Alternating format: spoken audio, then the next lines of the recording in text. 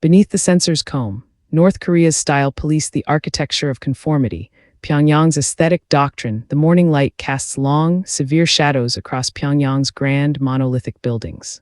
On every street corner, towering propaganda posters depict smiling citizens with meticulously approved hairstyles and uniforms, their faces beaming with an artificial, mandated joy. A mural spanning the side of a gray apartment block showcases the supreme leader, Kim Jong-un, his distinctive haircut an unchallenged emblem of power, standing apart from the rigid conformity he demands of his people. Along a bustling thoroughfare, a large outdoor screen flickers, broadcasting a stern, authoritative voice. Images flash across it, diagrams of approved hairstyles for men and women, neatly coiffed and utterly uniform. The accompanying slogan, starkly emblazoned, reads, "Let's trim our hair in accordance with the socialist lifestyle." Around the city, men walk with the same short back and sides cut, women with their hair neatly tied back or in a severe bob. There is a palpable absence of individual flair, replaced by an eerie, collective sameness. A young woman, Minjai 20s, hurries past, her eyes downcast, her own hair a standard, shoulder-length cut. She glances momentarily at her reflection in a shop window. Her hair falls just so, exactly as dictated. The air itself feels weighted with unspoken rules, a constant low hum of ideological control that governs every strand, every thread, every breath in this meticulously curated capital. Wardens of the soul, the enforcers, and the forbidden heart, the piercing whistle cuts through the murmur of the marketplace.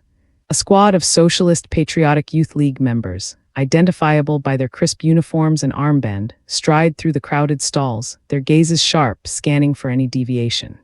Leading them is a young, earnest enforcer, early 20s, his expression unyielding. His eyes lock onto a young woman, My-sun 19, who has subtly curled the ends of her hair, giving it a slight bounce, a style reminiscent of the once popular rooster hairstyle championed by pop star Haeyeon Songwal before its swift, brutal ban. My-sun tries to blend into the throng, her heart thudding against her ribs. "Enforcer, you. Step forward." My-sun freezes. Her eyes dart nervously. The enforcer approaches, his shadow falling over her. He points at her hair. "Enforcer, this is not the socialist lifestyle. This is capitalist decadence. Where do you get such ideas?" My-sun, voice trembling. "Comrade, it is just how my hair falls." "Enforcer, do not lie. This style, it is a defiance. It corrupts the mind. You will report to the district office for re-education immediately. And your hair will be shorn." Nearby, a young man, Jinwoo 20s, quickly pulls his cap lower over his head. He had been admiring a hidden, revealing foreign-style blouse on a clothing rack, a fleeting thought of the controversies surrounding Kim Joo-he's wardrobe sparking his curiosity.